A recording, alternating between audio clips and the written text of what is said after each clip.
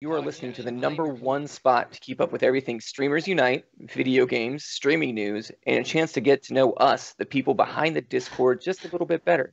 Joining me today, we have the underdog. What's up, man? How you doing? What's going on? It's good to be here. Good to be here too. We've got new to the podcast this week. We've got Subjective Sins, also known How's as it just going? Sins. Hey, how's it going? How are you doing today, man? Doing pretty good. How's it going, everybody? Awesome. And then holding down third in line, we got Nerdy, as always, Nerdy Jarhead. You already Bring it know. along. Yeah, I already know it. And he's got his special guest with him, Little Goku. Oh yeah, dude. Little Goku keeps me going, man. Let's go. Let's get that. You ever need all the energy from the planet? Just tell him to put his hands up. You're good. He's already Lord. he's at least 9,000 right now. I can already tell with that blue hair. Oh, So, 100%, yeah. so dude, how y'all doing today? We all having a good day so far today? Excited to be So here. far, so great. Oh, Doing pretty good? everybody's good. Yeah. Dude, Doing heck excellent today.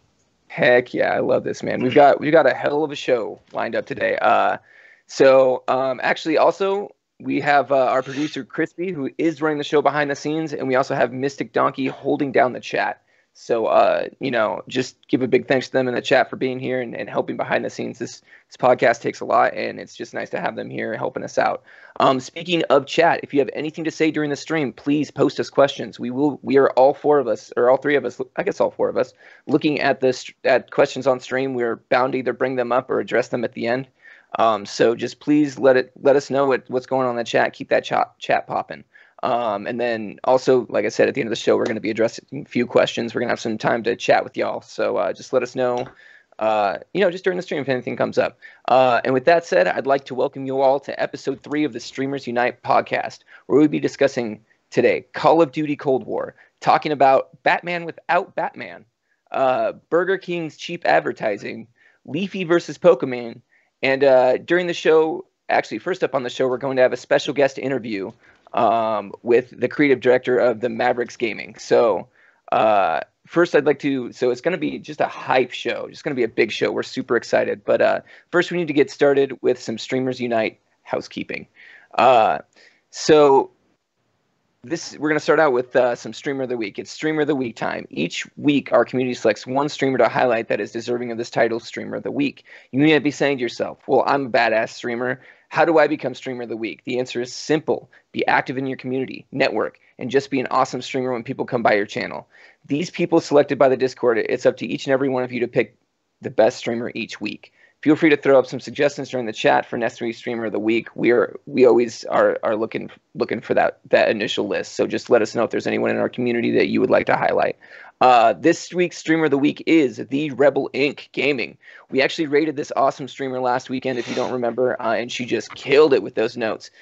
So we did that after our podcast last week, and so we had such a positive reaction that she was voted Streamer of the Week this week. So she sings some awesome songs. Go check her out. I'm sure she'll be posted in the chat sometime soon. So there she is. Check her out and just support her in her Streamer of the Weakness. It's a big deal to be selected. It's a great way to highlight yourself and just be active in the community. All right, now we'd like to highlight this week's streamers who have reached affiliate. These people deserve all the glory for what they have achieved. Between their hard work and our community support, they have reached the goals of becoming Twitch affiliate. Last week I added a little bit more. We're kind of shortening it this week. We're just going to go over the names real quick. These streamers are Repeat Reanimator, Lucifer Gaming 24, and Demonic Gunman. All three of these streamers, I recommend you go check them out. They're all great streamers. They're all people who just reached affiliate and could definitely use your support. Hey, Demonic Gunman's in the chat right now. Go follow him. So get some hype going for him. Show your support. Show that community. Streamers Unite hype for Demonic Gunman. Let's go. So anyways, all right. And then last but not least, we are going to go over our torch holder this week. I'd also like to mention quickly the torch holder Herky Jerky. He is currently at a 2.5 average views. We are still working to get this guy pushed to affiliate, so please get those lurks up for him, or better yet, stay and watch him for a bit. The man has a hell of a voice, and the quicker we get this guy to affiliate, the sooner we can pick up a new torch. So, and then last but not least, we usually go over some community events, but as always, This is the tradition of saying we don't have much community events yet. So I figured we might as well keep it rolling. It's every time. Someday we'll have community events. Someday I'll get to say something. I guarantee it. You just gotta get a tumbleweed overlay to fly through there real quick. Oh Lord, because we have nothing going on. And this community activity, just nothing. Oh my god! Hopefully I don't get a copyright strike for that last humming. Okay, so you just got affiliated and now you got a copyright strike. Hey, by the way, super hype to the Streamers Community Unite. I did want to bring this up for housekeeping. We reached affiliate. It only took us 2 podcasts and 3 streams. We had so much awesome support. We just appreciate everyone who helped support us and get us to affiliate.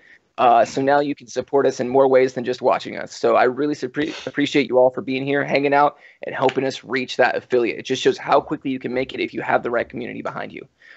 So that is just awesome, guys. Thank you so much. Just big hype to y'all. So, all right. So that's it. That's all the housekeeping we have. We're going to transition into topics. Eventually, we are going to get a transition asset here, but right now I'm just going to say, hey, it's time for topics. Yay! All right. Yay. Great segue. Flawless segue. Well, it's not flawless, man. Someday we'll get an asset in here. It'll be lots of fun. You're not going to get it today, but someday. So let's go. All right. So today we're going to start off with a very special guest interview. So it's time to switch gears here for a second. We're about to have our very first guest interview on Streamers Unite. Our guest is the creative director of MavsGG, Nathan Davis, also known in the community as MediocreCEO. He's been a member of this community for a little bit now, and he's super hype. If you're not familiar with the Dallas Mavs Gaming, it's the official esports division of the NBA team, the Dallas Mavericks.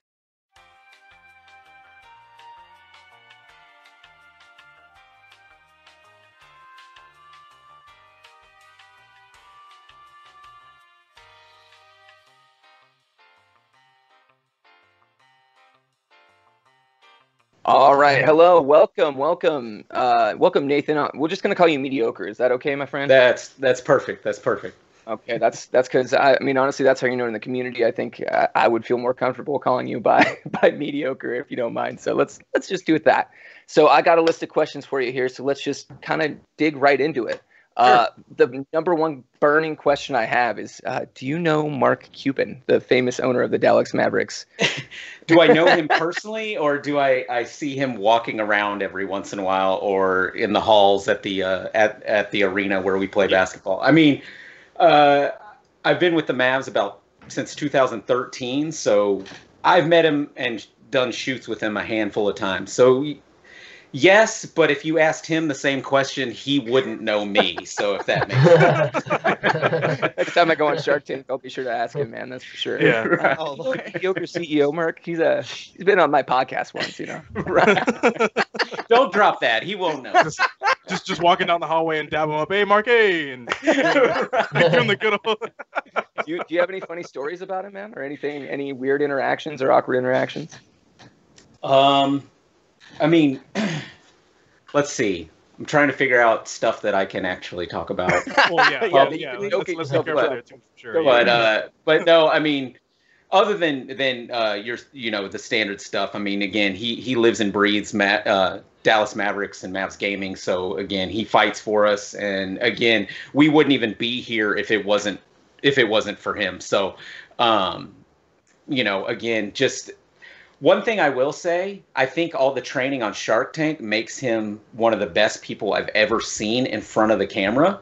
Like that guy, he doesn't even need a script or anything. You just tell him what you need, and he walks out there and he nails it. Again, you just feel like you're in the presence of somebody special when you're in the room with him. So again, I nothing crazy, but yeah.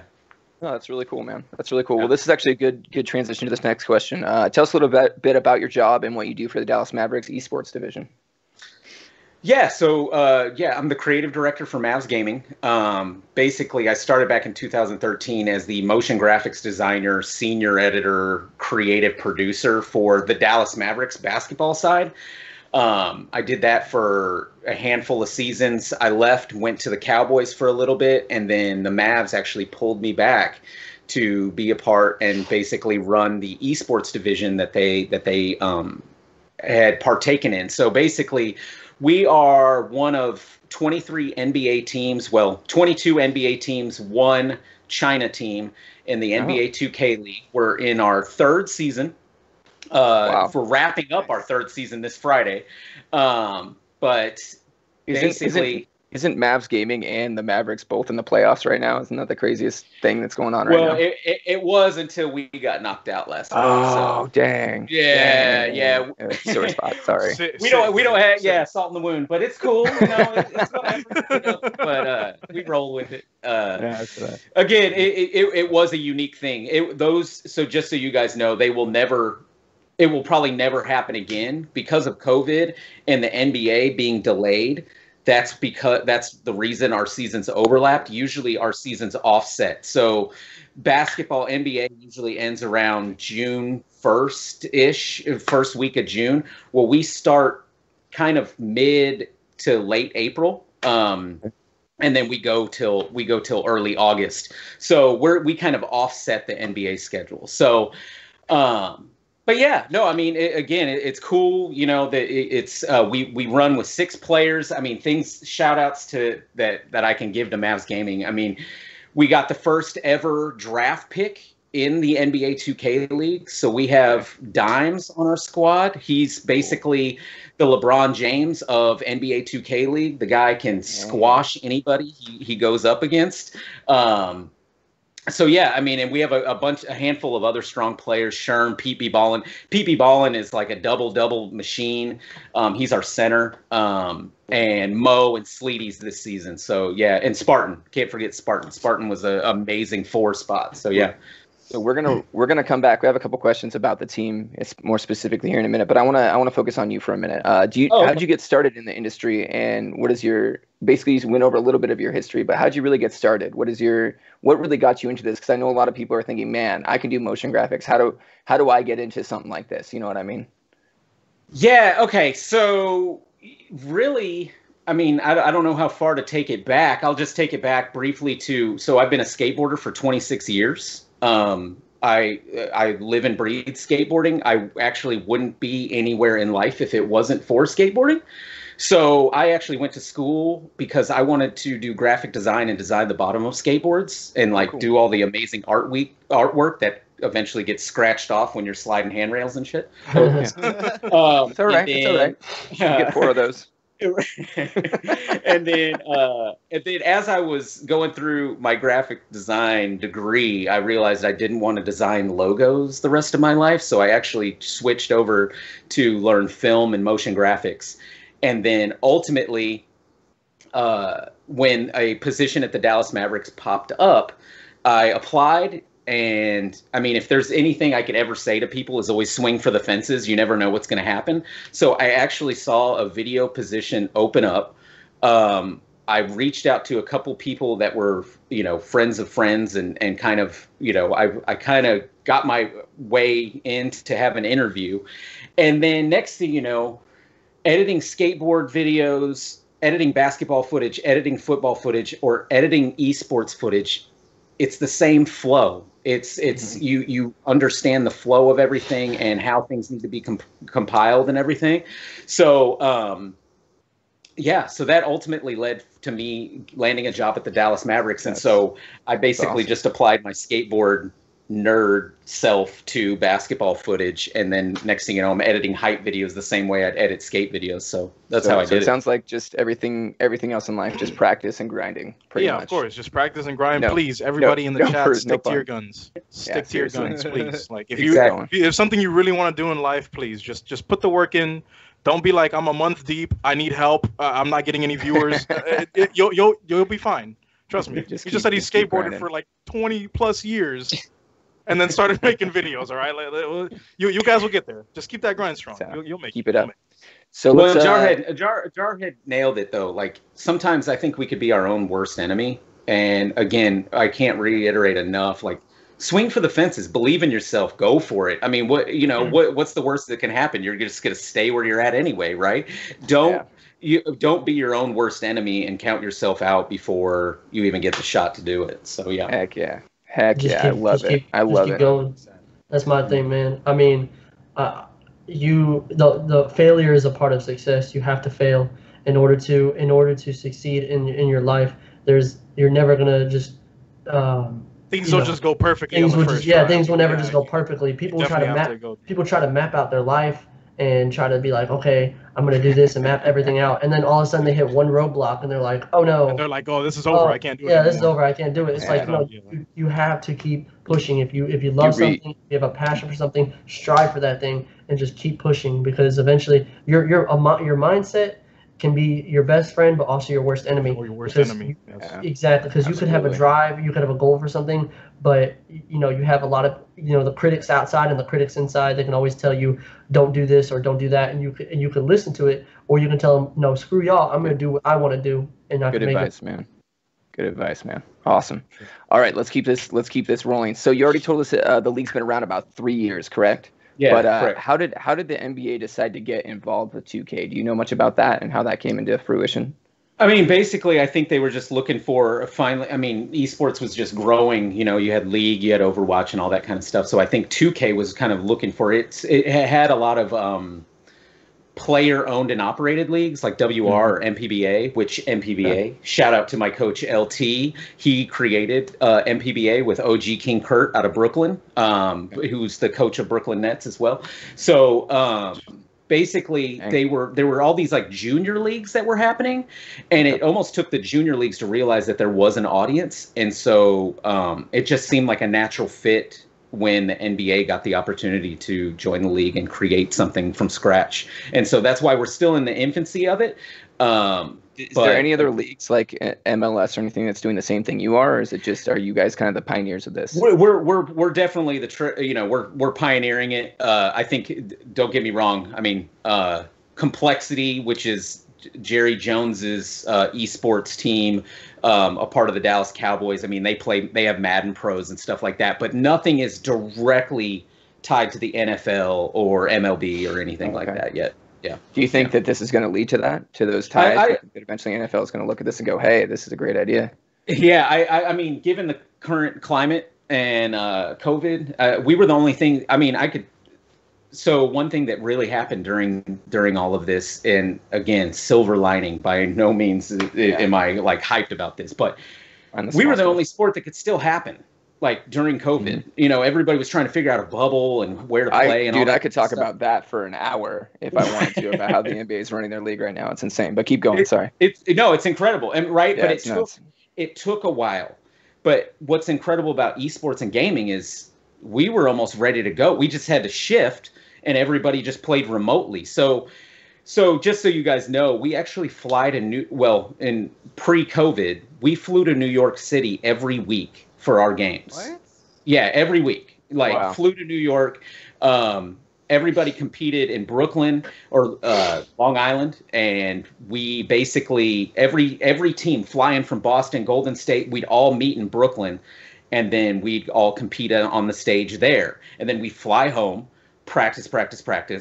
2 to 3 to 4 days later, flying back to New York, compete, rinse and repeat for an entire season. So, it's insane. It really is. It's exhausting on not only but not only on the players, but the people that are a part of it. So myself included, and flying to New York and leaving my wife and family is pretty exhausting. But knowing that you're a part of something bigger and that they're going to figure it out. So anyway, COVID actually allowed us to actually compete virtually. So our season didn't slow down at all. If anything, we landed ESPN2 our entire season, and viewership just shot through the roof. So we were on television, Twitch, YouTube, and YouTube Live, and so it was completely incredible. So, that's awesome. Insane. It's good when you can find those little silver linings in such a terrible situation that's going on right now. So it's nice that it seems like that you got that highlight when you needed it in your league, especially in your junior year when you need things to start growing, So right. It makes sense that, some digital league like this would basically just become a big thing when there's no sports on TV. You know what I mean? Exactly. They're desperate. These channels are desperate for sports. So It's awesome that you guys got that opportunity and that chance. So let's go to the next question. So is this league a player-on-player thing, or is it like 5 players on a team against 5 players against a team? Like, how's the league work exactly? So NBA 2K League, to put it in a nutshell, it's 5v5 with a sixth man sitting idle. So, whether something happens or whatever. So we basically have a sixth man. But it's 5v5 on the stage. And basically, their NBA 2K, the game company, builds what's called a league build. And everyone's like a base 90, and they're all kind of the most dominant builds in the league. Okay. And basically it's similar to COD, how it's like you have the basic weapons and stuff like that. Mm-hmm. It's the same scenario where there's certain builds, base 90s and all that kind of stuff. So there's no one at a level 99 that's just straight. Okay, I get what you're saying. So like everybody pool. runs the same attachment, same tactical, same lethals kind of thing. If you're talking about like Call of Duty style, they run it the same way. Yeah, okay, I get you. Yep. Do the centers though, like, are the centers taller? Are the guards like better at shooting threes? Better at defense, or like the forwards better at shooting threes? Like, do they have things like that? Can they disperse their points, or is it just like everyone has the same build and does what they need to do?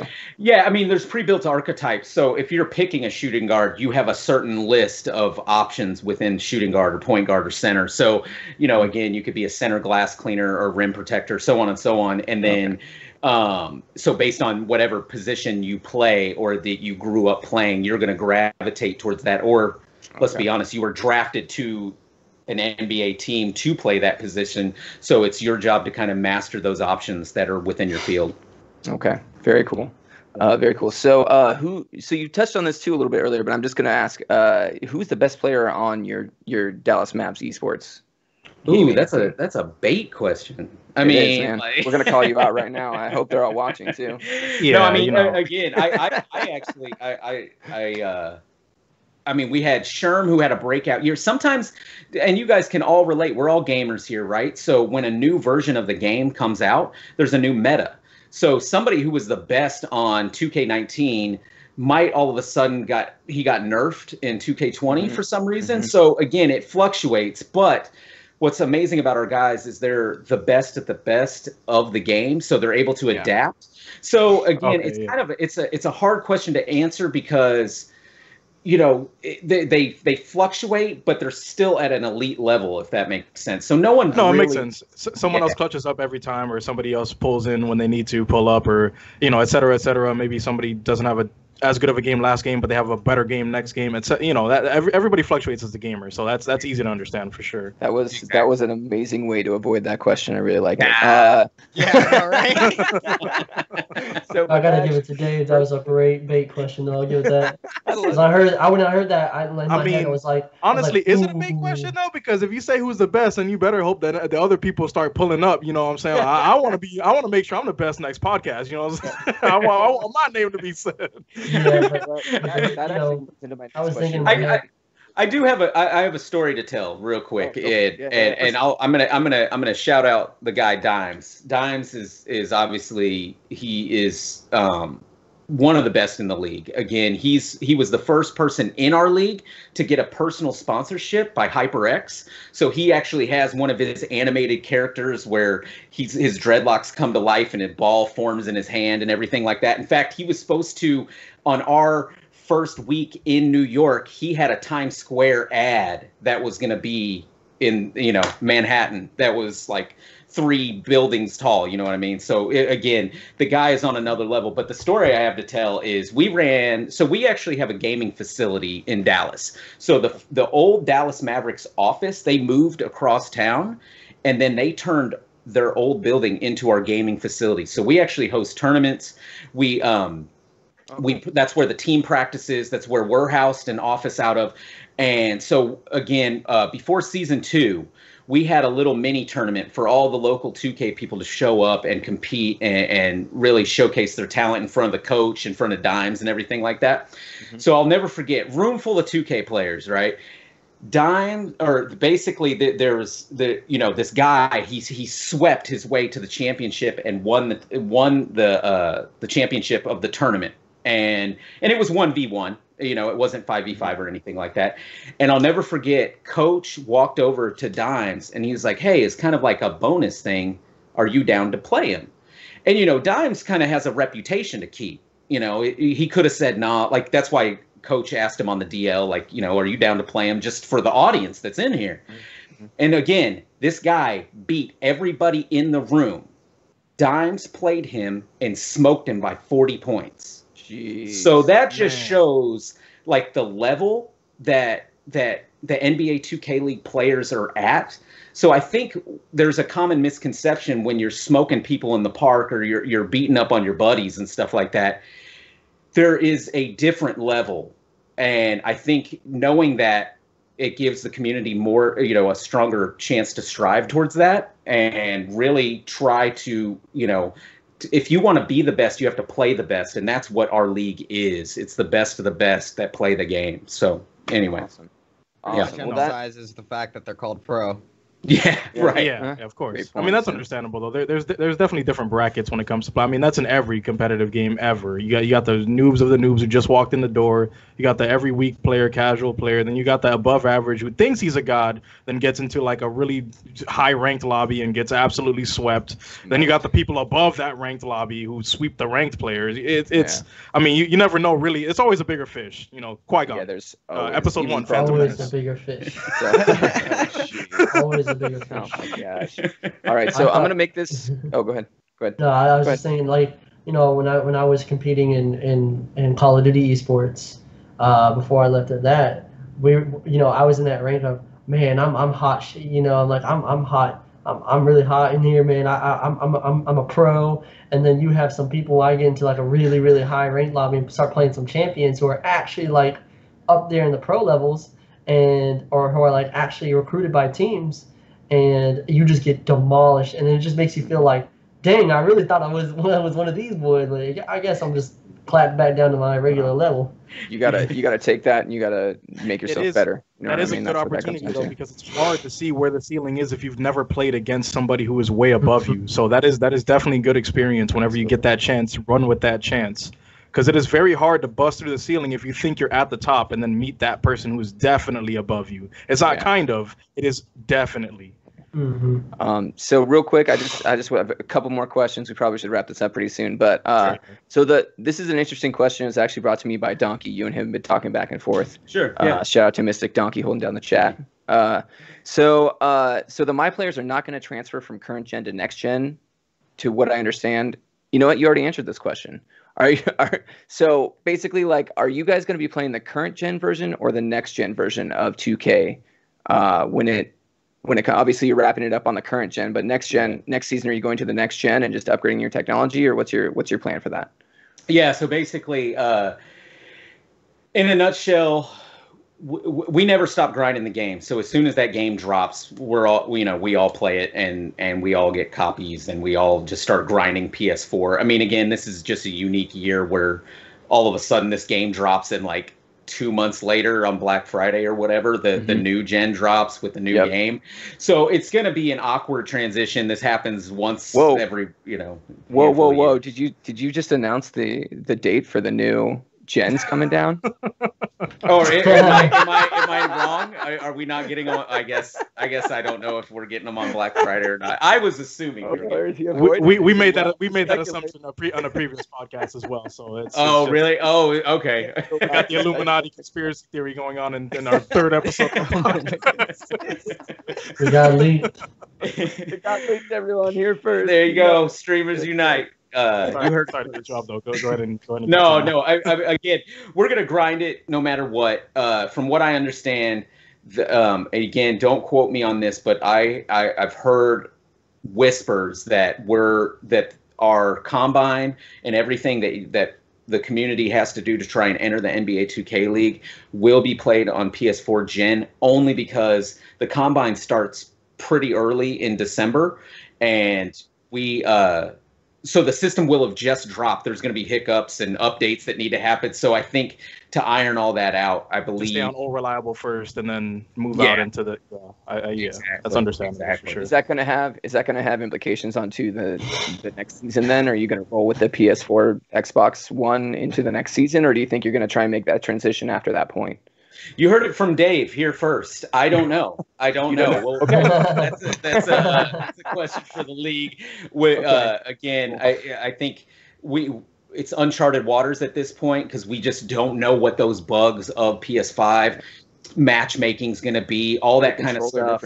So between the Xbox and the PlayStation is going to make a difference too with that haptic feedback. That's probably going to have huge implications on how you play the game as far as like how it feels and stuff. So, well, and to be honest, we actually don't play on consoles on stage anyway. They're all loaded up on Alienware. So you hook up your SCUF controller or whatever. And we play again. We play a custom league build and game that is not available to the public, but it's as close to, again, it's a level 90. It's not available to the public yet. There actually, again, there's talks of it being a mode within the game, similar to the recent Call of Duty update, where you can actually in multiplayer you can load in the Call of Duty League games, CDL. Or whatever builds, and so I think they're talking about doing that for 2K as well. But again, very cool. People have mentioned it. I don't have any facts on that yet. So okay, and then we'll just wrap it up with this question. I'm going to open it up to the three of them to ask a couple questions. Sure. Have you played the new 2K demo yet? 2K21? What do you think of it?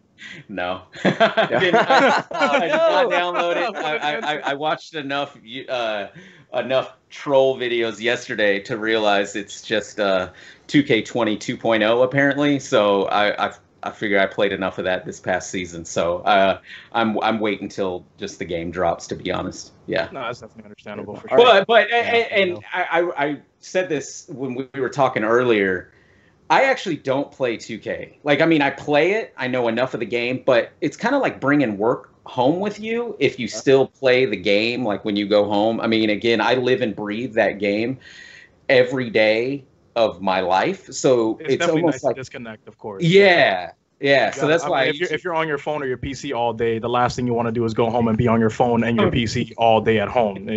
Understandable. Sure. Exactly. So that's why if you hop in my stream, it's usually Dead by Daylight, Fall Guys, Call of Duty, something like that. Dead by Daylight. Yeah, it's always listen.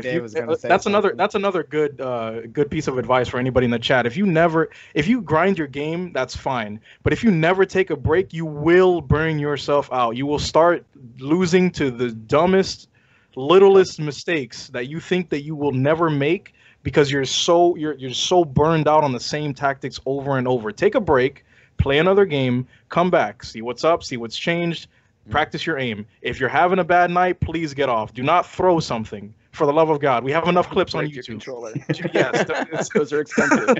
I wish I could see you were wrong. To put that in perspective, I was just going to say, so I helped a lot of, during COVID, I helped a lot of NBA players like Seth Curry, Justin Jackson on the Dallas Mavericks basketball team get their stream set up.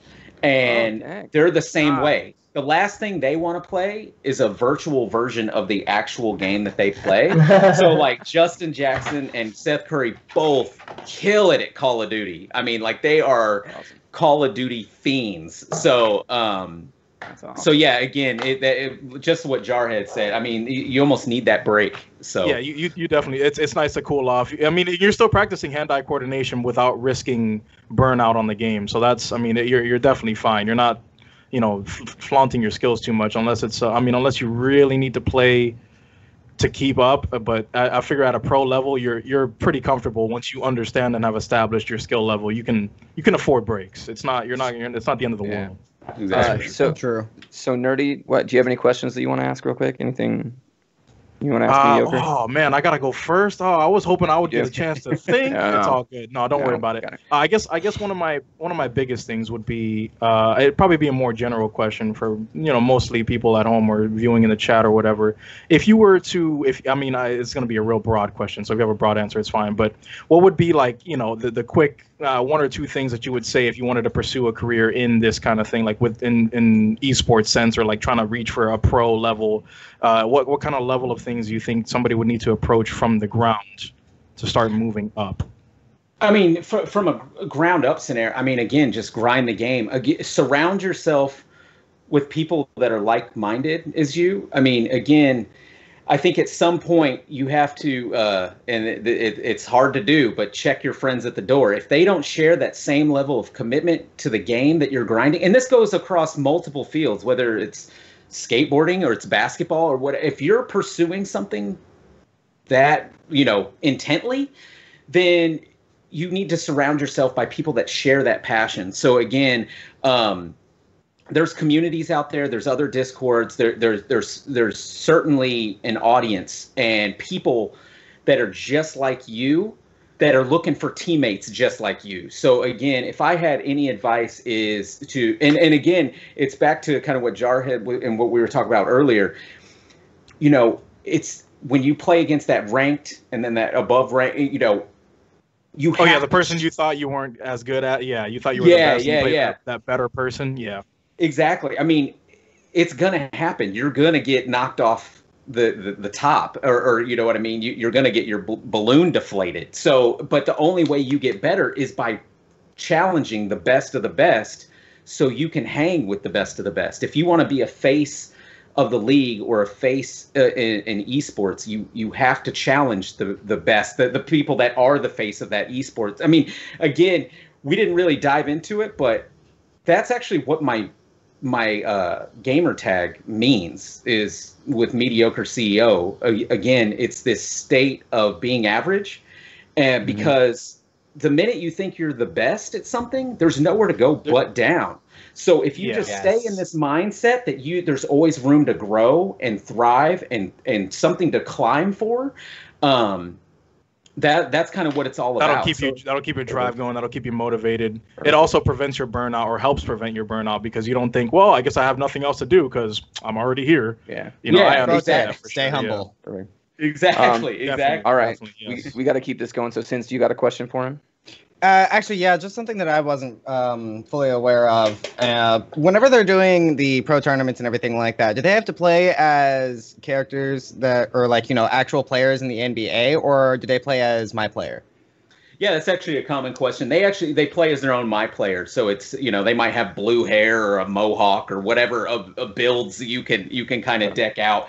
But it's funny you touched on that. There's actually a rule right now that we're hoping to get lifted, and we haven't even touched on this either.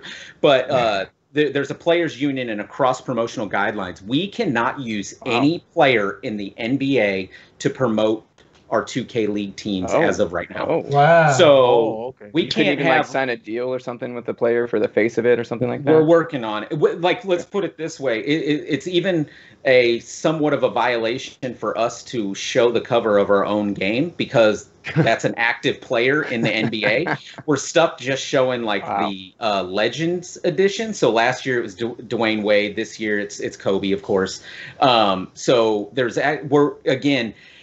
it's not intentional. It's just the meeting to get some of those revisions fixed hasn't happened yet. And it's a scheduled meeting. So it's kind of like they set things in stone for a certain amount of years. So it's not like, hey, we created this 2K League. Can we revisit this negotiation? It's like, no, we revisit that in a handful of years. So again, we can't show NBA players. We can only show my players and custom builds and stuff like that. Cool.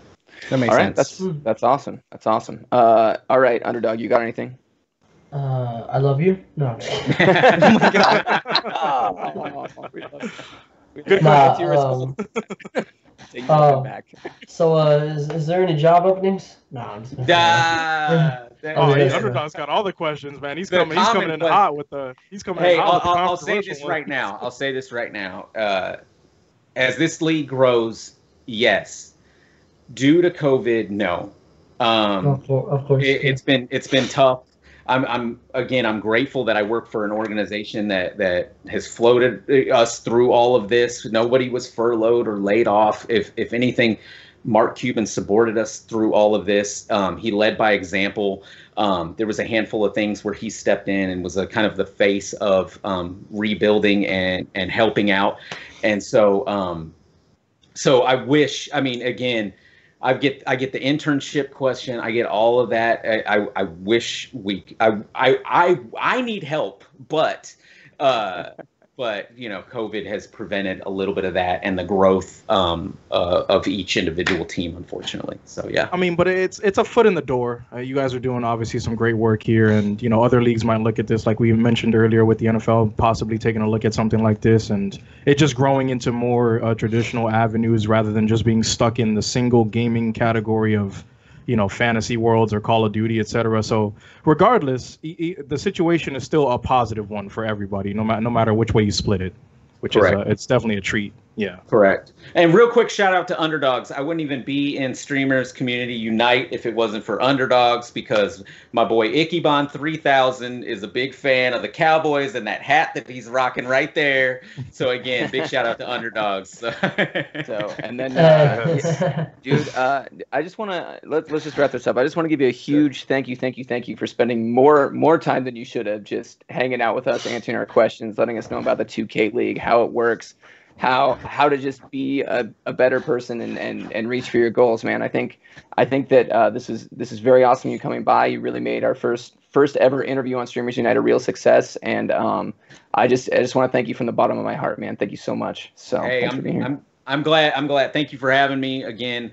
I'm in the Discord with you guys. I'm right there with you guys. So again, I'm happy to be a part of this community and help you guys out in whatever way I can.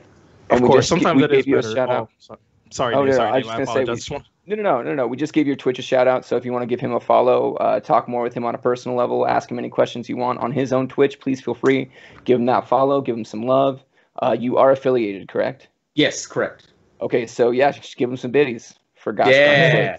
All the biddies. Maybe you'll catch me with him sometime playing some DBD. I don't know. I'm playing tonight, so if you wanna hook up, just let me know. Or let's do it in the game, not hook up. Anyways, always gotta make things so awkward, Dave. Jesus. I'm the king of awkward, man. Let's go. So He's all right, blushing. thank you so Don't much. Look at him. I know, right? I'm bright red. So thank you so much, and let's just move on to our next topic, everybody. Woo! Thanks, guys. Thanks, Mediocre. Thank you. Appreciate it. See you later, Good buddy. talking to you, man. Thanks for being here. Have a nice one, man. For sure. Gets up and walks away. That's how that works. Crispy, do we need to do a transition over? We're ready?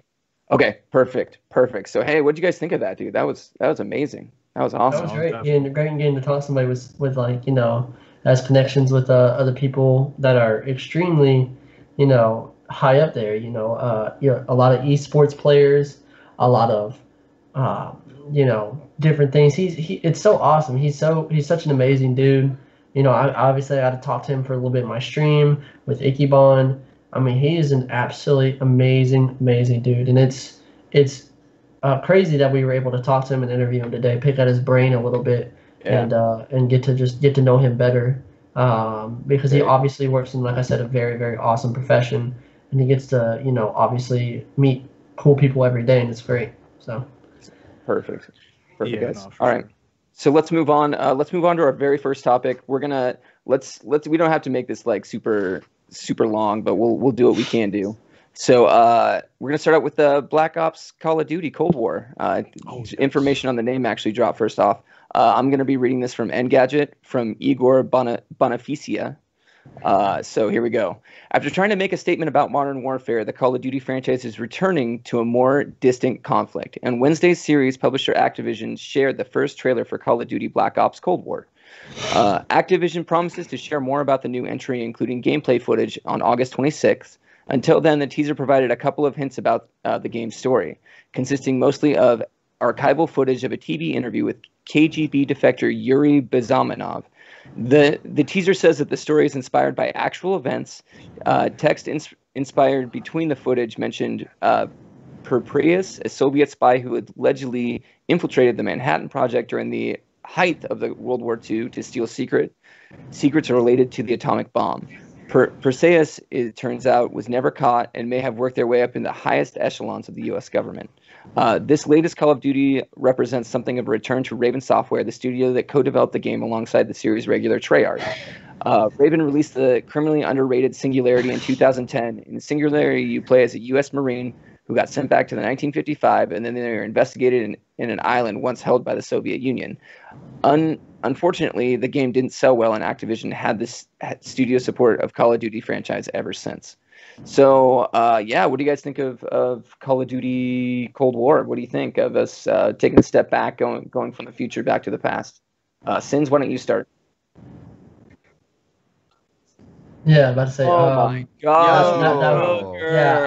That was my what the heck, bro? My face was so like the surprised. juice. I looked at the chat. And I was like, "Holy crap, dude!" That is throw up emotes in the chat for that. Hi, bro. Yeah, Mediocre is insane. I look over and see 10 gifted subs from Mediocre. I'm like, "Holy crap, dude! What the heck?" Gosh. That is nuts, guys. Thank you so much, Mediocre. Dang, bro. All right. We got to keep it going for sure. Wait, dude, I was just saying like we can't even focus on the show right now. We're just so hyped. Yeah, exactly. To get back on topic though, I always feel like the back in time Call of Duty games, Battlefield games, etc.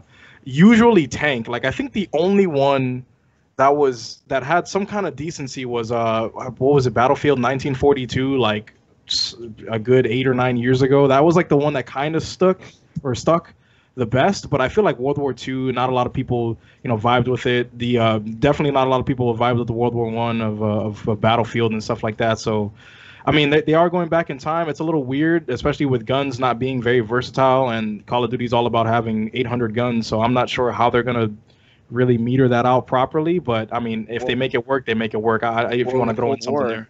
Never had any gunfire. Never had any actual conflict. It was. But that's what I'm saying. I'm a little confused. But that's what I'm saying though, is that their whole thing is remember, no Russian, and you just pull out an M249 saw and mow people down in Modern Warfare 2. What are you gonna do in the Cold War? That kind of those kind of things kind of concern me when it comes to it.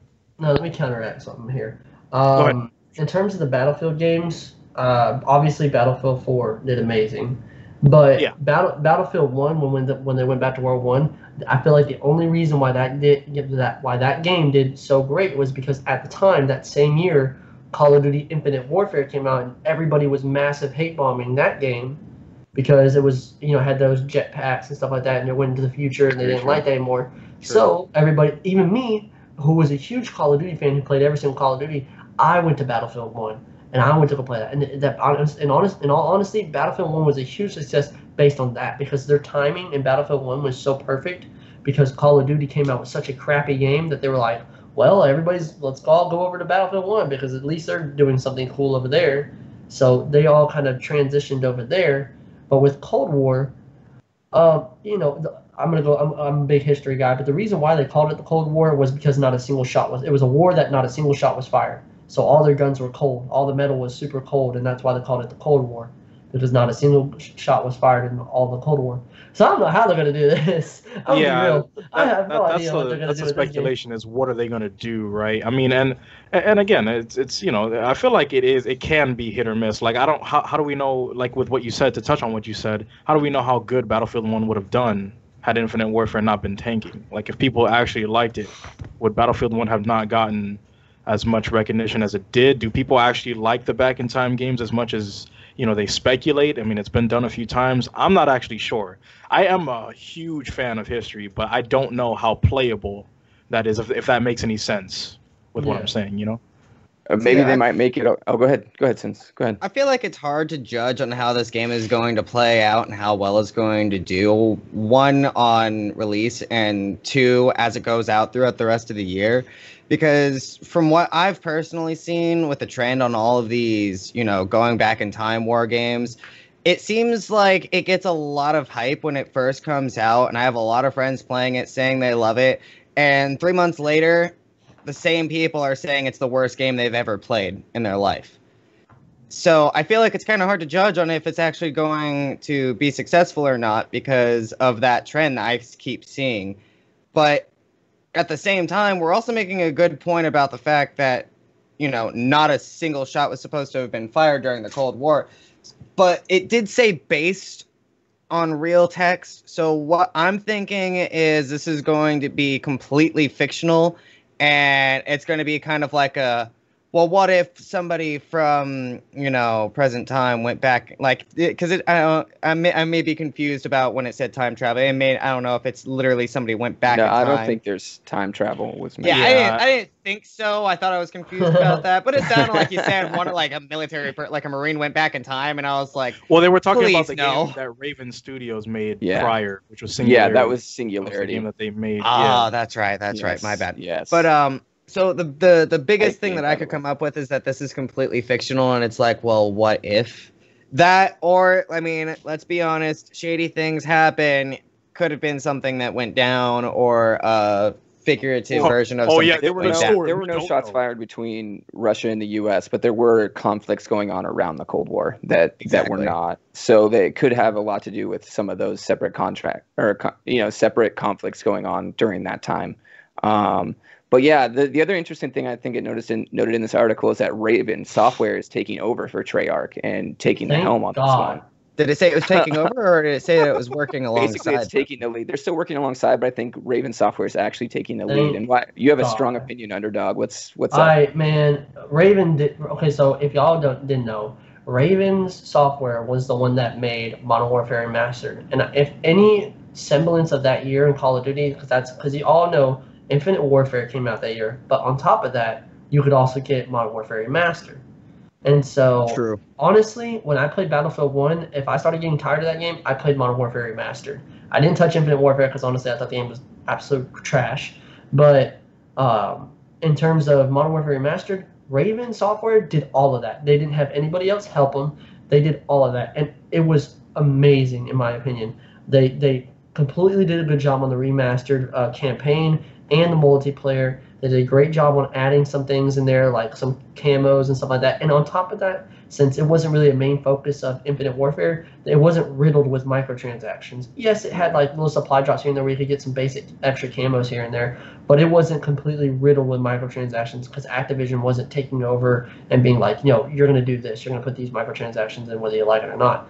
But all in all, the way that Raven Software kind of works, I really really like how they do things. They did a great job on Modern Warfare Remastered. I think they're going to do a great job. Honestly, I wanted them to be in the rotation of video games. Y'all already know how it works. Infinite Warfare or Infinity Ward does 1 year, then Treyarch does another year, then what's that third company that does that works on Call of Duty?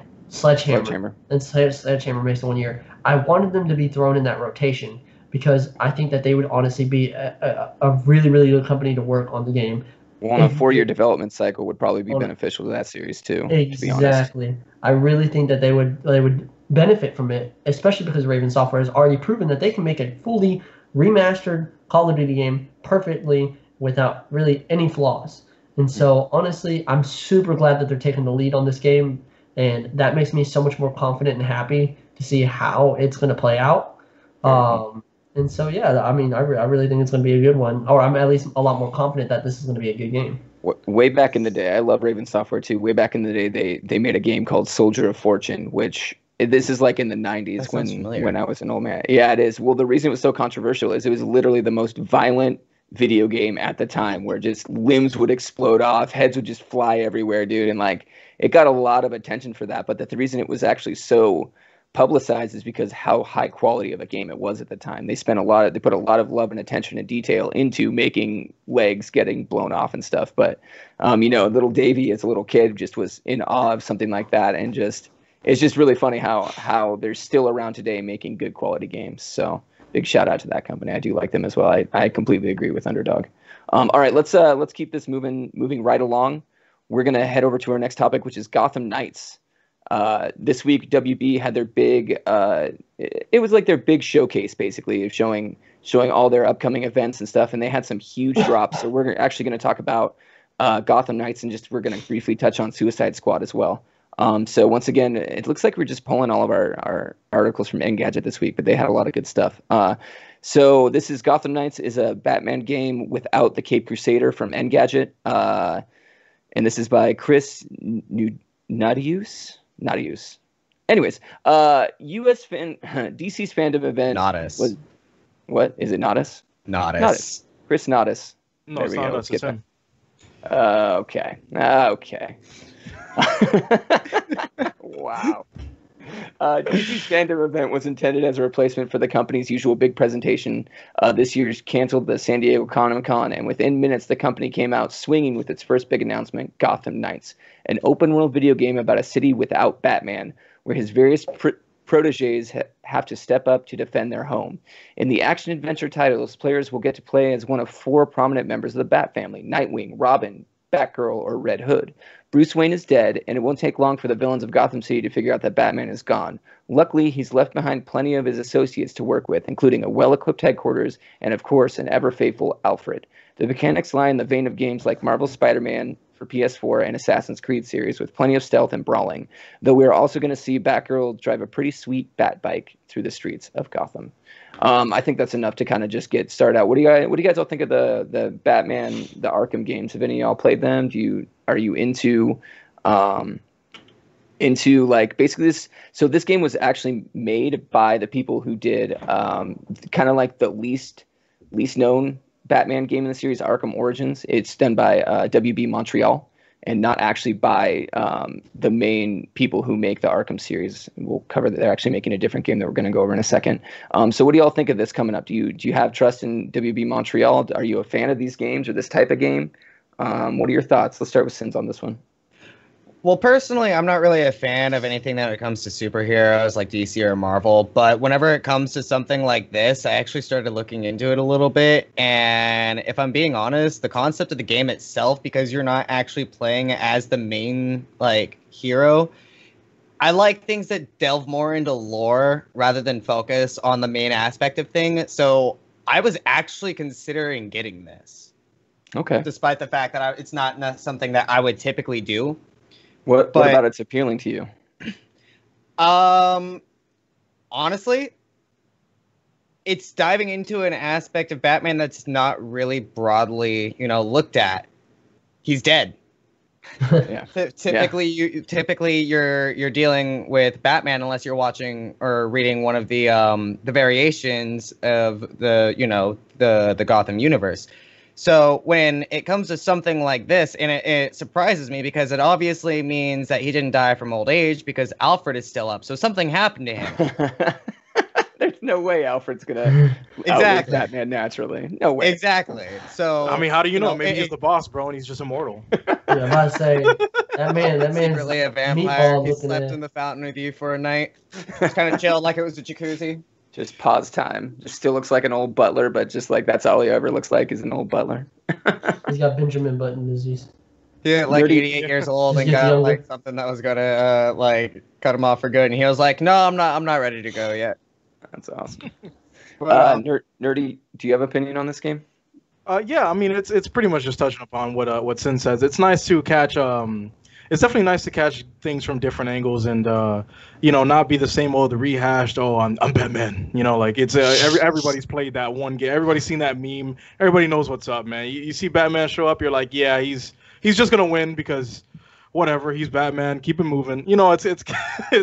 It's kind of like one of those things. So now with a world where he doesn't exist, you kind of get to rediscover a lot of the villains and the enemies because it's not the same old Batman who's been dealing with them for the last 400 years. It's now new people who have to figure out or refigure out things that Batman already knew that you might know going into the game that they don't necessarily know off rip. So you might be able to watch them grow and see how they deal with enemies that have been in Batman, since Batman's conception, and see how it is that they deal with it being the younger, newer group coming in, which is actually a pretty interesting angle. So I definitely am interested in seeing that. Cool, man. Underdog. So in previous Batman games, I've never personally played them. I've always watched my dad. I've always watched my dad play them. Mainly because at the time I was more just a Call of Duty kid. But when my dad would sit in the living room and play it, I'd go in there and chill out and sit and watch him play it too. Now honestly, he had a lot of fun with it. But with this new game coming out, when I watched the initial video, I was just like, that's not Batman. And then I read and I kind of started looking into it, and I was like, oh, Batman's dead. And so I was like, this is actually like really interesting. I think it did grow a lot of attention because they didn't put in Batman, because a lot of people are gonna be like, oh, just like how Nerdy said, it's just Batman coming in again. Game. You know, breaking bones and you know kicking ass for just completely putting somebody in the hospital who's just trying to feed a thug in the hospital for trying to feed his family, man. He's like, oh my one rule is sick view of Batman. Is that on this resume? That is my view of Batman.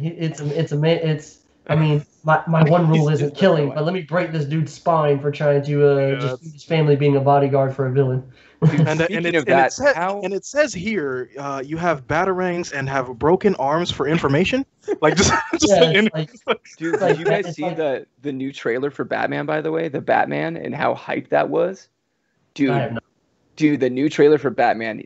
Batman is literally beating the hell out of the baddies. Just exactly like you're explaining. I'm just like, that's the first thing that came to mind of him. Like, I've seen. Oh yeah, I remember seeing the trailer. Actually, I seen a little snippet of it because he's beating the crap out of somebody, and I'm like, that just further proves my information. It's like, oh, I'm gonna mug this old lady real quick, and here comes Batman because I need to feed my family or something like that. And here comes Batman snapping my spine in half and putting me in the hospital. And it's like, well, there you go. Now he has medical bills, and it's just going to be now he's going to have hundreds of $1,000s medical bills because they try to repair a spine. Maybe there's a goon union or something that he can join to get some insurance. What I mean? That's the next game. A goon union. That's the next game. You're just a goon in Gotham, and you have to like meter out how much money you spend on medical bills instead of robbing people. I think there was a game that you it plays like the original Slender, and every now and then Batman will just be behind you. So yeah, that I honestly, here's my real hype question. Do you think Batman's really dead? Me personally, I don't think he's really dead. I think that they're going to play the whole off, oh, he's dead the whole game, and then at the end, he's going to show up and be the 5th playable character. I feel like that's going to be the thing, but I don't know. I don't think so. To be honest, God, I hope so. I don't feel like it's going to be one of those avenues. I feel like it's going to be one of the avenues where, like, I don't know, as they progress and start growing and start fighting and start understanding the city more, they might like dig through the Batcave and find out more things of what happened to Batman, and maybe he went on a secret mission without telling people because he didn't want them to possibly die as well, and ended up just taking too much that he couldn't handle, and they find that out at the end or something like that, and it's like heartbreaking. I mean, I don't know. That's speculation. Nightwing is Robin, so he might just know something, or might. Alfred might let him know something after he discovers it himself. There was a DC comic book arc where a character called Nightmoon took over for Batman for a while too. Well, they thought he was dead or he was missing or something. I can't remember the details. Is it Nightmoon or Moon Knight? No, it's Moon Knight. Moon Knight, that's it. Moon Knight took over for Batman and started just killing people as Batman. It was pretty brutal. Oh man, I'm pretty sure as the story goes through, we're gonna figure out how he died, and maybe that might be like the because it says he's dead. So there's either two routes to go. Either, we play the whole game and then Batman's all like, I'm not dead. Or, throughout the game, you're going to figure out more how he died, maybe. Like, I feel like they're going to go that avenue. It's going to hint at more how he died. Like, so-and-so. Maybe the final boss might be the one who killed Batman. You got to fight him or some stupid crap like that. I don't know. I think it's going to be the Court of Owls who's going to be like the main... It's going to be kind of followed loosely. Yeah, the Court of Owls is going to be the main baddies in that, and apparently they're supposed to be delving deeper into that whole organization and stuff, which Montreal has heavily hinted at the Court of Owls being involved with this game since last year. So it's pretty cool to see that actually come to fruition. On that note, we're going to move on to Suicide Squad. This is the game that Rocksteady itself is actually making. That's the other company that does Batman games. This is another Engadget. Thank you so much for sponsoring basically our podcast. We would be nothing without you today. But another one by Chris Nadius. Rocksteady's new Suicide game is all about killing Superman. Okay, so most of the DC fandom's big reveals today were forced on its upcoming film, but these are still times to squeeze in a video game announcement or two. Earlier today, we got a look at Warner Brothers Montreal's new Bat Family title, Gotham Knights. Now we're finally getting more details on Rocksteady's upcoming Suicide Squad title for it was teased earlier this month. The game's relationship to James Gunn's movie, which is also showcased during the fandom is mostly non-existent. The game will highlight a smaller roster of Harlequin, Deadshot, King Shark, and Captain Boomerang. The teaser shows them beating up minions in the city under siege from that appears to be an evil supercomputer Brainiac. But things quickly take a turn when they run into Superman holding a pilot in one hand, who he promptly fires his heat vision at. Task Force X Alpha's target in this title is no other than the Big Blue himself, Superman. Suicide Squad Kill the Justice League is a continuation of the universe of Rocksteady's previous trilogy of Batman games, Arkham Asylum, Arkham City, and Arkham Knight. But a larger cast of playable characters means more powers and abilities with your toys. Harlequin's baseball bat, Deadshot's jetpack, Captain Boomerang all bring different gameplay mechanics that create new and interesting ways to take on the game's various challenges. So what do you guys think? Anything? I mean, do you think that it's a good idea to switch over to basically a brand new IP, other than it's connected to the original Arkham games, or do you think it's going to be a big risk and not fail? Another question I want to post is: do you think this is going to be so similar to Gotham Knights that it's going to get one of the two titles are going to get kind of washed out in the mix? That's what I was going to say. It's like you buy one and don't buy the other because it's the same game but repainted. Like, people might think that. I cannot say that is the truth. I'm just saying people might be like, wow, look, 4 characters running through a city. Oh, wow, look, another game where 4 characters run through a city. You know, people might just kind of hash it off to the side or something. Now, I do appreciate that they're exploring new avenues with things, because even if it does fail, at least it'll rule out that this is not an avenue in which they can go. But if you don't try and we have the same 4 games rehashed every year, I'd rather a failure in exploring a new avenue than just getting the same regurgitated material all over again. Caesar's saying they're coming out a year apart from each other too, so that there will be some space between the two games. Then that works out perfectly for them as well, because then they gives them time to breathe. Yeah, that alone will probably help both games flourish. Yeah, the only issue I have with these games is, in general, is the superhero genre of video games. I don't think there's ever been really one, game that's just like blown up. Like that's like everybody. Marvel Spider-Man. Well, yes, actually true. Yes, I'm sorry about Spider-Man. But Spider-Man's probably that one game, but it's very difficult for the superhero genre, I think, to flourish in a way, because you have so many people that are turned off automatically by superhero games, and then on top of that, like superhero movies. Like, superhero movies do great. I'm sorry, they do. Always, always superhero movies tend to do pretty great in theaters. But when they transition over to video games, that's where I feel like their shortcomings come to fruition. Because, Spider-Man did amazing, but other than really Spider-Man games, I've really never ever played a superhero game. Like, that's just me. And I would feel like that's part of the problem that I mentioned, though, about them never exploring any other avenues, though. I feel like this is a good opportunity to show you a different side of superhero games rather than the same 3 or 4 heroes that we've been exposed to over the years, It's very true. But I felt like they tried to do that with the movies, as far as like the Suicide Squad movie, and I just felt like that just came out like another plain old superhero movie. You know what I mean? It's like they're trying to hide the fact that it's a superhero game. You can blame by Jared Leto saying for they're that. Anti-heroes. You can definitely argue like semantics, and like, I mean, there was some motives behind some of the movies, and they kind of, I mean, you got to be really careful with falling into the same old type of genre. Like, they would have to do stuff that definitely does stand out 100%. I mean, it can't just be, oh, you walk around, cool, there's a skill tree, all right, cool, and now I just hit people until I'm better. Like, it's an RPG with a superhero skin. Yeah, if that's all it ends up being, then it definitely might have some bumps in the road for sure. Yeah. But if they just find a different formula to practice, or maybe experiment with, i.e. using different characters, at the very, very least, then they're at least starting to, pave roadways and broaden horizons just a little bit more. Do you think either of these two games are going to take note from the Avengers game that's coming out? There's an Avengers. Kind of a similar, I forgot about that. You have playable Avengers. It's going to be kind of a Destiny style game. More example of what superhero games sins. I forgot about that. Yeah, I'm sorry, but like, my favorite superhero game is Fortnite, when I was able to play as Thanos. All right. There you go. That's just that. I'm probably pissing off Biff Society so much right now, because I see him in the chat. He's just like, "Yo, I'm finna fight underdogs here in a sec." But it's just me. It's just like I don't think that superhero games really in the video game genre have just exploded like other shooters and other kind of games. You know, I just haven't seen it like that. Like yes, Spider-Man. I would give credit to Spider-Man. That game blew up. I played that game, and I don't even really play superhero games that much. But Miles Morales is also coming out and that Miles Morales game, yeah, that does look good too. See, I feel like those are. I feel like we need like more than just somebody's bad. There's a couple people, go fight them.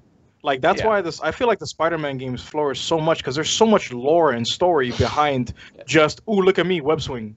Like there's so much substance behind that it doesn't encompass the entire game as you just swinging around. Now, do you care about the story? No. Can you swing around? Of course. So just swing around, have your fun. But for the people who are interested in more than just bad guy, good guy, they have that because there's a lore behind it. So I think they do need to start, exploring those kind of avenues as well. Yeah, I do personally agree on that because it's like when I played the Spider-Man game, I was actually into the story so much more than watching my dad play Arkham Knight and all that other stuff. Like right there, all I did was really watch my dad beat up people. It's like watching a comic book. And it was almost like that. Like, oh, my dad's just fighting people, and I'm watching the Joker stop him, haha, and all that stuff. But with this, when I played, the Spider-Man game, I was, actually like into the story to the point where, and I don't want to spoil anything, but the ending was really sad, and I was really actually sad, and that really made me emotional because it was such a sad ending, and I was like, my goodness, it's like I've never felt this way about a superhero game, but I'm actually feeling this. Actually feeling a certain way about the superhero game. It's a great game. It did really well. And I think that killed it. Insomniac's a great company, and they did a lot of great things with that game. So I'm excited for Miles Morales. So let's wrap that topic up. We got to kind of rush through these last few little topics, and then we're gonna do a little shout out with everybody. So this next article comes from Newsbeats. It's by Will Chalk, probably just Chalk. Twitch, the streamers furious at Burger King. So Twitch streamers are furious at Burger King. It's a feud we were not expecting. Twitch streamers versus Burger King. And much like a flame grilled burger, it's heating up. It's all to do with an ad campaign that the fast food chain has pulled out that streamers have accused of being scummy and exploitive. I can't say that word. Exploitative. Exploitative. Thank you. They're being very vocal about it online. Burger King, on the other hand, is staying silent and hasn't responded to a request for a statement. The whole thing revolves around a bot on Twitch that reads out messages from fans during a stream. It's designed so viewers, in exchange for a small donation, can ask their favorite streamer questions or comments on how they're playing. Burger King, though, has been using it to advertise its latest offers. I mean, it's been getting exposure that would have cost them thousands of pounds for as little as $2.50 or £2.50. This is, you can add that to the reel. This is not okay. When it first happened, it's way too inside. When it first happened, I thought it was a joke. Ross O'Donovan told Radio 1 Newsbeat. He has hundreds of thousands of followers on Twitch channel Rubber Ninja. Ross was live earlier this year when a user called King of Streams donated $5. But instead of a typical fan message, the bot started reading out a Burger King deal. That is insane, by the way. Yeah, we generally insane. Follow protocol when it comes to doing advertisements. You have to disclose that it's an ad on your views, Ross says. It costs a lot more than $5 for a company to partner with a streamer, so it's just very scummy to circumvent the whole thing and do it through a donation. Burger King has since released a promotional video via advertising company Ogilvy that shows the same thing happening to other streamers whose faces been blurred and voices been altered. In the video, the company says it's turned donations into ads by making streamers and viewers hungry. But Ross says the campaign is a slap in the face to streamers who rely on actual sponsorships and deals to make a living. So let's just cut it right there. What do y'all think of this? Like, me personally, this is scumbag. This is bottom of the barrel. I have a double-edged sword to this. I have a double-edged sword to this, though. Especially because I feel like streamers are throwing rocks in glass houses here when they say it's very scummy to use content and not pay for the content. Correct?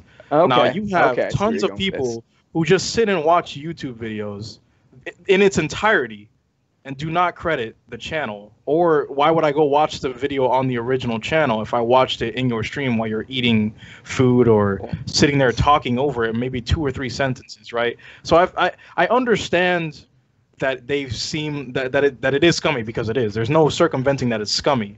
But I feel like there's too many rocks getting thrown in glass houses here. I'm going to reiterate that, because it just, if they're going to ask for reform on this and protection from this, then they might be actually starting an entire thing in which they might have to now make sure that there is enough transformative content when they do these kind of things, when they sit there and watch somebody's video, or they might not even be able to sit there and watch YouTube videos again if they stir this pot.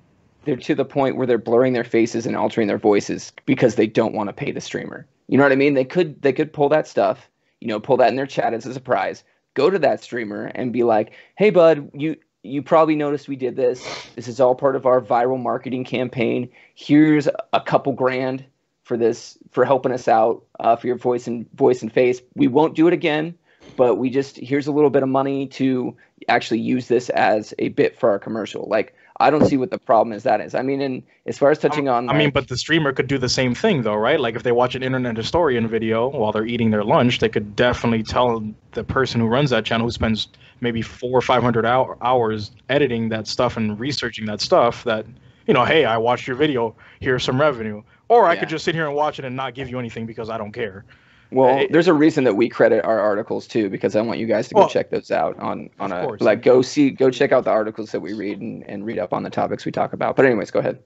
Yeah, no, of course, we try to credit it. I mean, we don't even show it on screen in its entirety. You have to go read it. We read like an excerpt from it. Mm-hmm. If you want to get the whole story, you do have to go read it. We try to transform it as much as we can to give credit to the person. But if you're just sitting there, not really doing, I don't know. I just feel like it is a double-edged sword. They're asking people to not use their content without paying them, while using, well, not everybody, but while some people use other people's content without paying them. I agree with Nerdy Jarhead entirely, but I do feel like it's important to make the note that the biggest reason that this is causing so much outrage is mostly because of how it went around going through the extension.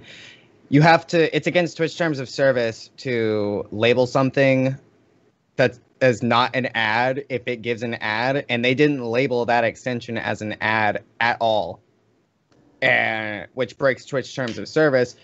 So people were deceived into using it. No, of course, that's definitely fair. Yeah, that's could the streamer see consequences from that? Do you think, Sins? I doubt it. Other than the fact that the Twitch extension takes 30% of the revenue, so if they donated, $10, you're only getting $7 out of that because of the fact that they use that extension. Not really. I don't think so. But my issue with this is, ever since YouTube kind of started, people have just been taking, content from others. It's always just been, that's just the think about back when reaction channels were a big thing, like Blasphemous HD TV, where all he did was watch videos and react to it, and he made tons of money off of it. I mean, tons of money. Just sat there watching videos, and then eventually people started gunning after reaction channels. And that's when people on reaction channels started cutting excerpts of their video out so that the people would be encouraged to go watch the full video. Yeah. Now it's like you have the same thing with streamers. You can go to a just chatting stream and some dude's eating cereal watching a YouTube video, and that's just that. In its entirety, yes. You have just people who are watching YouTube videos, and now it's this. It's Burger King taking advantage of streamers. It's people always take advantage of the other person of their success in order to boost them as well. It's always been going on ever since YouTube and Twitch at first started, and it always will go on. Honestly, I don't think it will eventually. I don't think it's ever going to stop. So the only thing I have I only really have to say in my term of Burger King is the fact that they didn't disclose that it was an ad and they tricked the streamers. That's kind of shitty. But in a way, it's a double-edged sword, because you can't be sitting there in a just chatting stream eating cereal watching a YouTube video in its entirety, and then Burger King comes in here and screws you over. I mean, you're being hypocritical. Now you're upset. Yeah, you're being hypocritical at this point. Maybe would it socially hypocritical, but honestly, the Twitch streamer doing that is completely in the rights, because they're watching. They technically are safe. they're safe under copyright laws because they're doing a commentary of a video. So, but they're not, is what we're saying though, because a lot of people sit there and eat, and they don't. To be under fair use, you have to have either some sort of timer or some sort of transformative content that makes it your own, to display that it is under fair use. You can't just pull up the video. I mean, they just switch display captures and go to YouTube. You do have to be saying something and commenting on the video like the reaction YouTubers would do. If you're just sitting there eating a bowl of cereal, then yeah, that's not going to cut it. Literally what most streamers do, though, is the problem. But the only reason I even bring it up is because if this gets upset and people start, he said this, well, she said that this is going to be one of the things that comes up. Everybody's going to find some kind of dirt to throw on each other. If people are going to get mad at Burger King, then it's going to spark a whole, well, you guys have been doing this for years in streaming, haven't you? And it's just going to be a real bloodbath if this doesn't get solved. And there's properly. one real easy way to solve this problem, and that's to not support Burger King. Just don't eat. Yeah, I mean, it's going to happen in some aspects. I'm pretty sure the Burger King executives are like sitting there, like, what? This probably wasn't such a good idea. They came out on top. Yeah, they came out on top. Yeah, definitely. Because I'm pretty sure they're looking at that. They're looking at what they just did right there, and they are probably sitting there like, let's just not do that again. Because for them, any news, anytime. I mean, when was the last time you heard about Burger King before this? You did. It's been probably a good year since the King. I mean, the Burger King started running around stealing shit. You know what I mean? But well, I mean, this is the old saying: all publicity is good publicity. Exactly. Yeah. Exactly. So maybe they right now. Maybe they were just like, I don't care if Twitch hates me. We're gonna get some people to probably be like Burger King. Maybe I'll go eat there tonight. Or something like that. Because I haven't eaten Burger King in like 5 years. So, and now I moved. I'm sorry. I'm saying that I haven't eaten Burger King in like 5 years, and after that, I'm like, Burger King by my house. I mean, maybe I'll go get some of that tonight. Just taste it. It's that whole thing of. All publicity is good publicity, whether it's good or bad. No, it worked. It worked. I mean, out of sight, out of mind. So all they really had to do was make you see it. Well, they exploited a loophole. You know what I mean? They used a loophole. It's just kind of essy that they didn't go back and ask their permission. That they were kind of, frankly, cowards, and just instead of paying the streamers, they blocked out their face and changed their voice. You know what I mean? That to me is a coward move. It's the same thing, because I just remember this, because there was that drama. It's the same thing with Cash App. Remember what Cash App was doing? They were going into streamers' streams and gifting like 50 to 100 gifted subs and saying, make sure you download Cash App. It's like, because some I mean, I understand that, but some streamers were mad about that. They were like, personally, I don't like Cash App and I don't like using Cash App, so please don't come in here and donate 100 gifted subs and say download Cash App. Exactly, like they've been I've heard their Cash App has been doing that. They've been going into random streams and donating a ton of money. Yes, it's money that the streamer's going to get, but it doesn't. Some streamers don't care about them doing it for the money. Oh, I don't care that you just gifted me 100 subs. I don't like that you're coming in here without my permission and then shouting out your stuff by gifting 100 subs. That happens on every level. Just last night in my stream, I had someone come in and try and get me to offer me graphic design work out of all things. You know what I mean? And it's like, I just turned to my moderator. I was like, ban him, get him the hell out of here. I don't like that. And I guess when get to a point where it's like 100, it's nice that you get donated 100, gifted subs, but at the end of the day, some of these big streamers, 100 gifted subs is not a lot. You know what I mean? So they're just kind of like, dude, I'd rather just not have you giving me those subs and just stay out of my channel, or partner with me, talk to me, or just like speak up and ask me. Yeah, please ask me. Yeah. Well, I don't, that's why it's like with Cash App, it's like, I don't know, if they're going in there trying to just like get people to download their app and use it, or if they're trying to get people to, just trying to throw themselves out there. Just to clear it up in the chat real quick, Cash App is kind of like Venmo. It's just a way that, I don't know if it's in other countries, but it's a way that you can transfer cash just like Venmo. It's like, it's like you can transfer cash to your friends. And I see, because I know that Cash App has been just going into people's streams and donating a bunch of money. And people, obviously, when you donate a bunch of money, everybody in the stream focuses on that for a second. So if you're Cash App, it's like, okay, that's, there's some people out there that are like, okay, thank you, Cash App, for donating 100 gifted subs. But I've seen some people be like, I've seen some people on Twitter, it sparks up some stuff. And they're just like, I I don't like that. That's kind of Wouldn't the donation though just be enough instead of having to give themselves a shout out? Let's say Cash App just gave the 100 subs. That's why I said I don't know it. I don't remember if they shouted themselves out or not, or if they just gifted the 100 subs. I can't remember that. But I do know that they're going in Shroud's first stream. Yeah, they did. And they did it in Lead Oh yeah, they did do it in Shroud's. Yeah. Damn, that's crazy.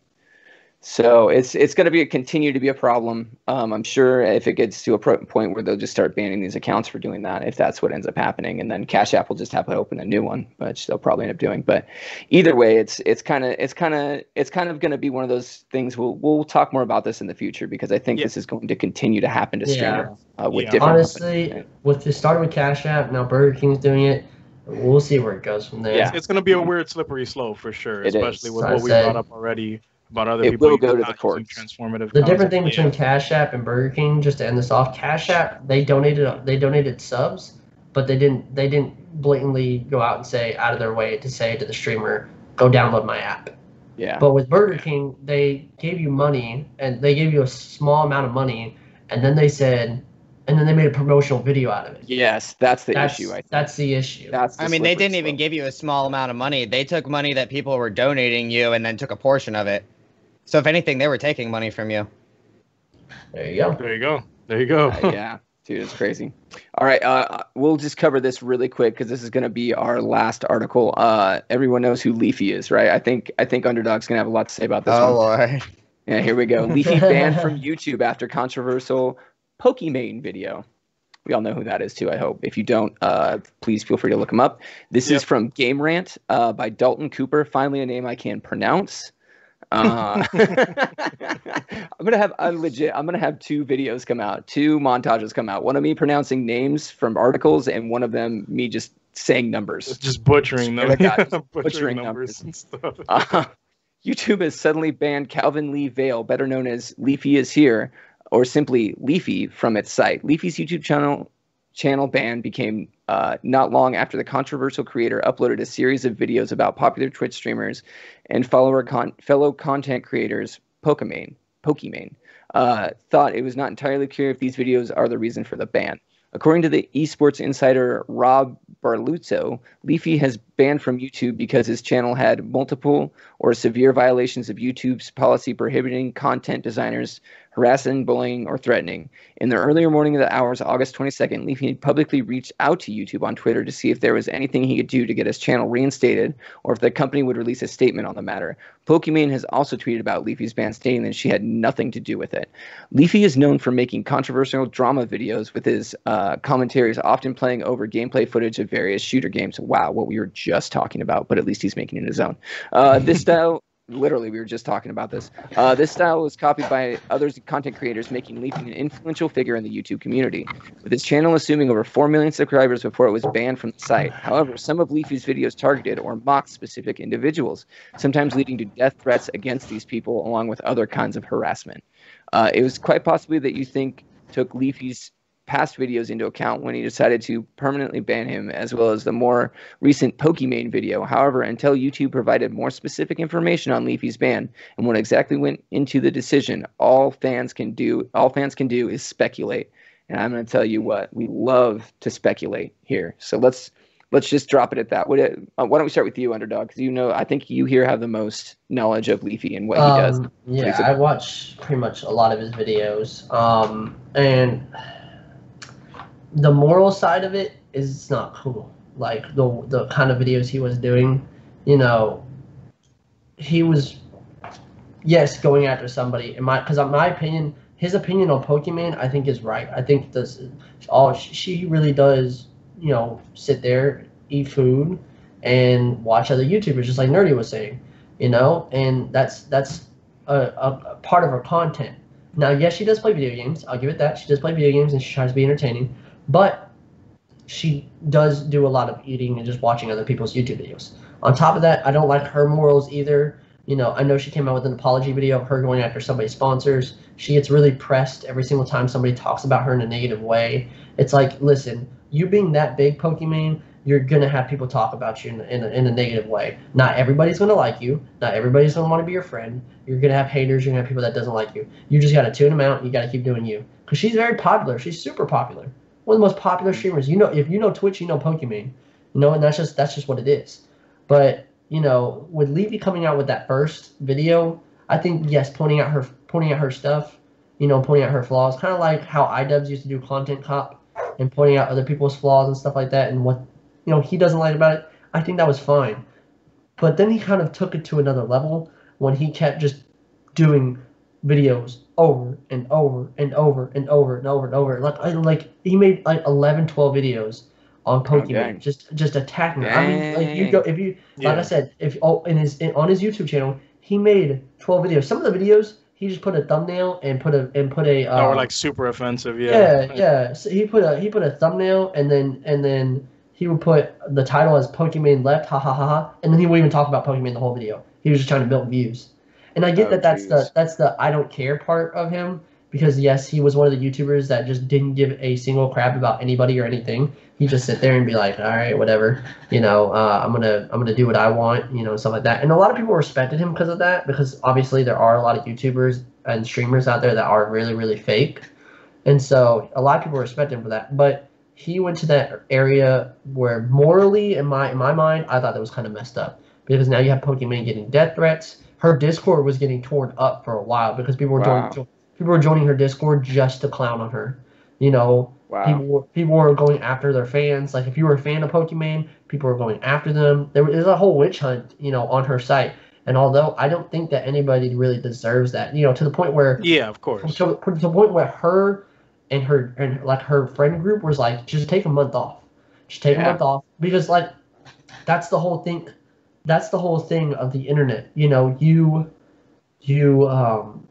something usually happens. Take it all in, man. Yeah. Something usually happens, you know, and then it blows over a week or two later. That's it. Yeah. That's our fishbowl brains these days. You know what I mean? Exactly. You become on the internet. You become the talk of the town for about a week or two, and then it blows over, and then you go back to doing your own thing.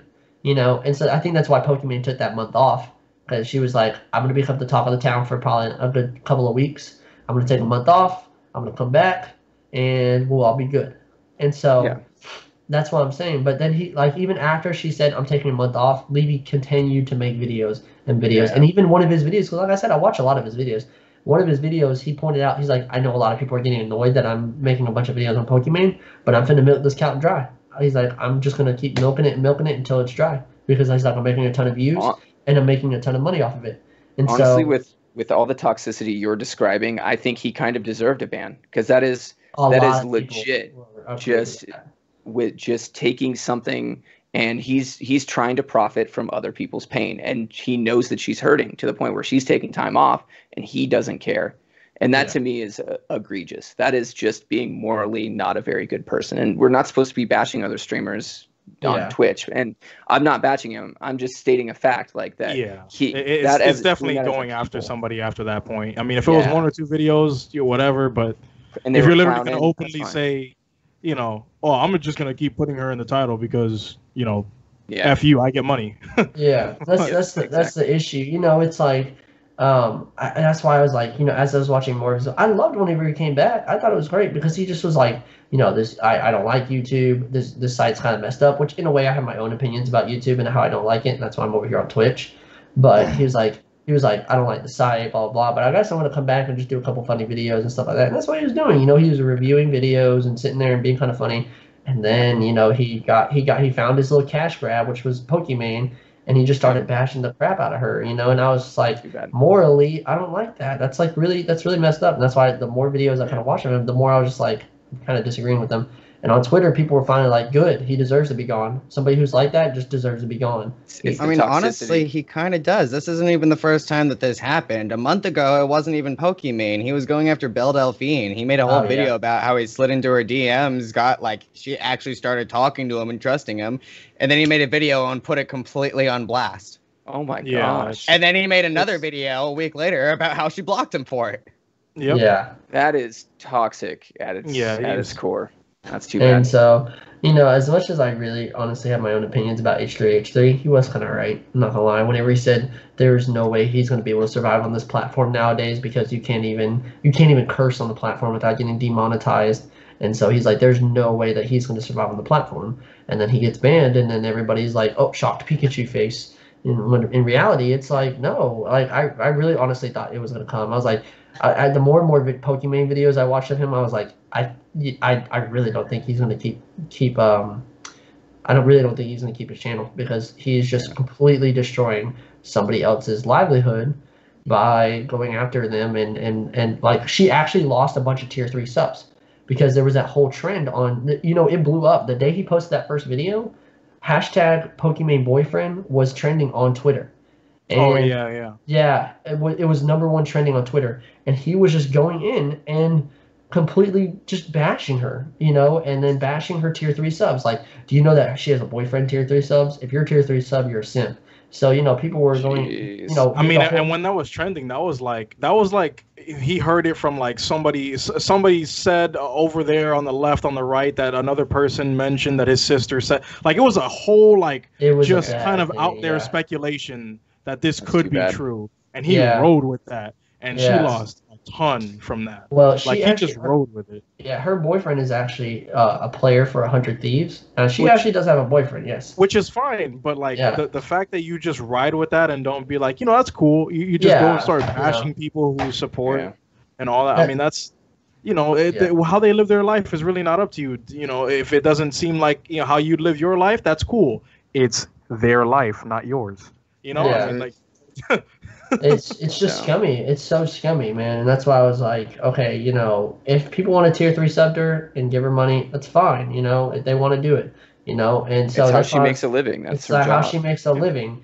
And people were bashing her. It's hypocritical, because people were bashing her a couple months ago about her going after somebody's sponsors. Remember when she did that whole video? Oh yeah, it's a Gundam. How can this somebody? Yeah, it's a Gundam. How can this person be sponsored by these people? I wouldn't want to put my name on that one, and stuff like that. Like, and so now Levy's going, oh, well, you tier 3 subs, y'all are simps, blah blah blah, y'all. And she actually lost a bunch of tier 3 subs. Like, she was basically we're trying to fight we're trying to fight a lot of violence with just a lot of other instigated violence, and it's not really working for anyone. I mean, hostility is not great, but you don't meet hostility with hostility, because that does not resolve anything. Exactly. Just because she was a little bit overbearing with the whole It's a Gundam thing, and she did try to get somebody, sponsors taken away or whatever, that doesn't mean she deserves to get bashed for her personal life and get, have to be forced out of her career. Whether or not you agree with her, like her, whatever, no human being deserves that kind of thing to happen to them on the internet. That's not something that anybody ever should or wants to experience. So I'm not a big fan of the just negative begets negative. That's cancel culture. Yeah. Take a big lesson from this, and then go ahead. Well, it's for the final point. I feel like my biggest problem when it comes to things like this is it's so easy to turn the internet around on you when they absolutely love you, and then they hate you for a week, and then they love you again, or they just continue to hate you for the rest of their lives. But it's so ridiculous, because you've like, people will be watching the streamer for however many years, like, just throwing random numbers out there, like 5-6 years, and all of a sudden, boom, whole scandal. Somebody made a YouTube video about him because they wanted to, fish in some views.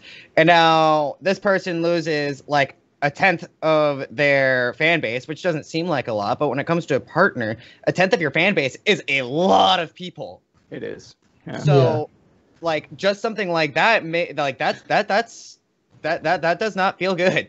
And it seems ridiculous to me that people are so quick to jump to the other side and flip on the bandwagon, because it's like, oh, I want to do what the popular kids are doing, or whatever their reasoning is. It's like, if you've been loving on this specific individual for 6 years, you love their content, you love their personality, you love everything about them.